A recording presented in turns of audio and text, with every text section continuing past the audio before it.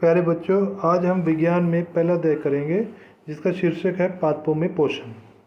तो सबसे पहले हमें पता होना चाहिए कि पोषण क्या होता है। पोषण का अर्थ होता है भोजन को प्राप्त करना, उसे शरीर में उपयोग में लाना।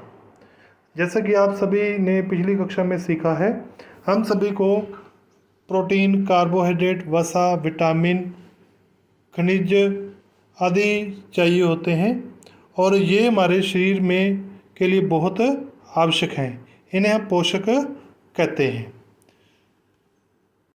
भोजन के अंतःग्रहण यानी भोजन के खाने के बाद उसे पचाना और शरीर में उपयोग में लाना, और फिर बिना पचा हुआ भोजन शरीर से बाहर निकालना, ये सभी पोषण के विभिन्न चरण हैं। संसार में सभी जीव अपने शरीर का पोषण करते हैं। तो क्या पौधों को भी पोषण की आवश्यकता होती है? क्या पौधे भी भोजन खाते हैं? तो इसका उत्तर है हाँ, पौधों के भी पोषण की आवश्यकता होती है। पौधे स्वपोषी हैं, उन्हें अपना भोजन किसी अन्य जीव से प्राप्त करने की आवश्यकता नहीं होती। उन्हें, जैसे सभी जीव अपने भोजन के लिए तो पौधों पर निर्भर हैं, लेकिन पौधों को किसी अन्य जीवों पर निर्भर नहीं होते। पोषण की वह विधि जिसमें जीव अपने भोजन स्वयं संश्लेषित करते हैं, स्वपोषण कहलाती है। तो ऐसे पौधों को स्वपोषी कहते हैं। अधिकतर जंतु अपना भोजन स्वयं नहीं बना सकते, तो उन्हें हम विषमपोषी कहते हैं।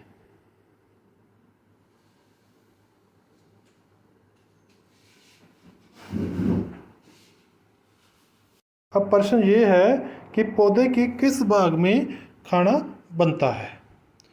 तो इसका उत्तर है पौधे के पत्ते।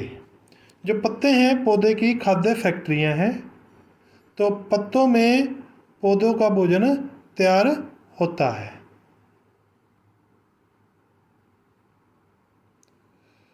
तो सभी पौधे मिट्टी में से अपनी जड़ों के द्वारा पानी को अवशोषित करते हैं, और यह पानी उनके तने के माध्यम से पत्तों तक पहुंचता है।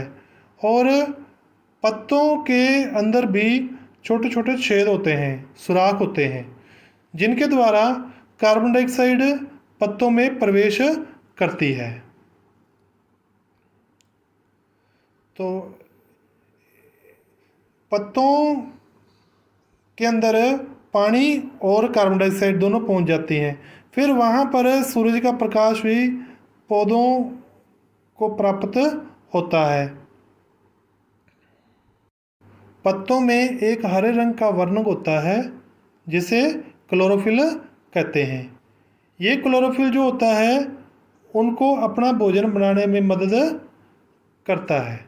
क्लोरोफिल की मदद से ही पौधे कार्बन डाइऑक्साइड, जल का प्रयोग करते हुए और सूर्य का प्रकाश का प्रयोग करते हुए भोजन तैयार करते हैं। उनमें ग्लूकोज का निर्माण होता है। इस क्रिया को प्रकाश संश्लेषण क्रिया कहते हैं। इस क्रिया में पौधे ऑक्सीजन भी छोड़ते हैं जो कि वायुमंडल में पहुंच जाती है। तो इस प्रकार हम कह सकते हैं कि जो पत्तों में एक प्रकाश संश्लेषण क्रिया होती है, यह हम सभी के लिए बहुत ही महत्वपूर्ण है।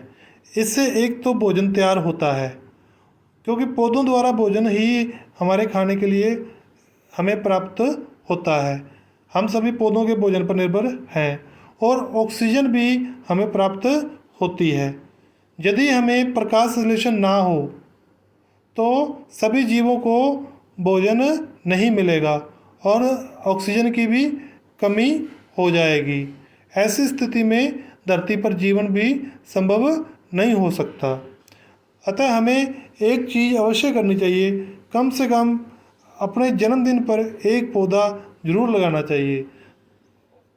तो ऐसा करने से हमारी धरती बहुत सुंदर बन जाएगी और हमारे लिए जीवित रहना भी आसान होगा। प्रकाश संश्लेषण क्रिया को हम एक समीकरण द्वारा लिख सकते हैं, जैसे कार्बन डाइऑक्साइड प्लस जल, ये दोनों क्रिया करते हैं और